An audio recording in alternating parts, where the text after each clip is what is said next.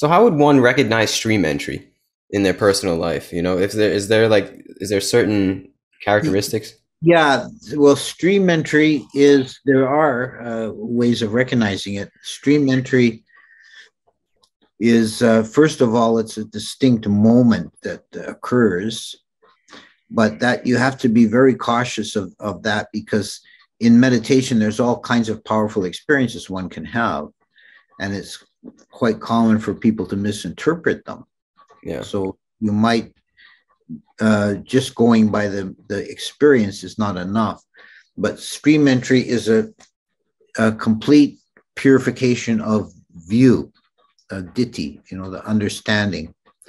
So it doesn't mean omniscience. It's very far from that, but it means that the view is clarified and that it can no longer fall into gross false view. Mm-hmm. And there's three particular signs or fetters that are eliminated at stream entry. They all relate to view. One of them is a belief in a abiding self. This is Sakaya Ditti. So the stream winner understands the emptiness of self in a complete way. And then there's a fetter that's called Silabata Paramasa, and that's usually translated rite and ritual clinging, although that's kind of misleading. Now, what it really means is having a superstitious or mechanistic view of the path, or mechanical sort of view that I do X, Y, Z, and I'll get A, B, C. This kind of. So that's abandoned. And the third one is uncertainty, wicikitcha. So because the stream winner has glimpsed the unconditioned, nibbana, there can no longer be any doubt about its reality. Mm. So the stream winner no longer has any uncertainty about samsara and nibbana. Mm-hmm. Yeah, I like how you said it was just a glimpse. Like so stream entry is almost like a sneak preview, right? Yeah. It's like the curtain parts for a moment, and the person is, there is an unconditioned. Mm. Yeah. But that glimpse is enough to change the person in the depth forever. There's no going back from that moment. Yeah. Yeah, that's great. And it's a glimpse into, now those all play into each other. So it's like a glimpse into the non-self. It's a glimpse into, the process unfolding, and you say, wait, there is nobody here. There's no Gary here. Yeah, exactly. That's a tough pill to swallow, I feel like, for a lot of people's ego. Mm-hmm. Yes. So how would you explain to somebody that has, like I said in the beginning, no idea what Buddhism is, no idea what we're talking about? How would you explain to somebody why glimpsing into non-self is peaceful? Because that seems harrowing, right? To be like, what? I don't exist. Yeah. And the Buddha even recognized that possibility. There's one sutta where he's talking to somebody, and the fellow's asking him all kinds of questions and answering them.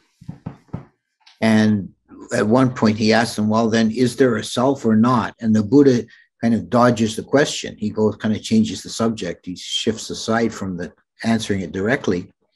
And after the fellow left, Ananda asks him, Lord, why didn't you tell that guy there's no self? And the Buddha says he wasn't ready. It would only increase his confusion and fear. He wasn't ready to hear that. Mm-hmm. So yeah, it is a difficult concept for people when it's first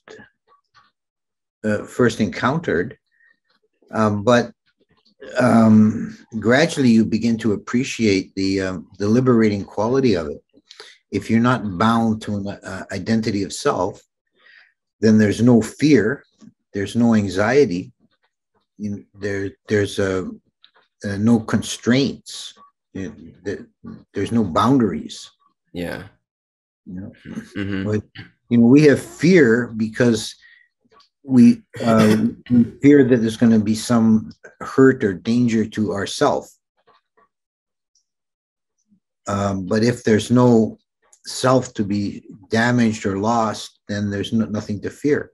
Mm. Yes, I see. All comes down to attachment. We're attached to ourself. Yes, We're attached to the yes, idea of the self. yes, Yes. And it also most likely negates the fear of death. That's the big one, right? So if you already don't believe in yourself dying, then I guess everyone's greatest fear, dying, doesn't really have much of an effect, right? right, exactly, yeah. Hmm. Yeah, that's a big one. That's huge. But that's only for our hearts, right? Like truly, in our heart is somebody that doesn't fear their own demise. Because we can say that. I can say, oh, I'm not afraid to die. But if there was a lion coming at me or a truck coming at me right now, I'd dodge out of the way because I'm afraid of Right. the unknown. Well, even an arhat would probably dodge out of the way just out of just common sense, but Yeah. they have no. An arhat is beyond any fear. Mm. As you progress in the path, your fear becomes less and less, but it's only at the stage of arhat that it will be completely eliminated. Is an arhat almost equal with the Buddha? In some ways, an arhat has the same realization as the Buddha, but he doesn't have the same power as the Buddha. The Mm. Buddha has a unique position, and he has great psychic powers, and he's the particularly the psychic power of teaching. He's able to start the whole Dhamma wheel rolling. Mm. Mm. That's considered the highest psychic power, the power of being able to transmit the Dhamma. Yeah. Wow.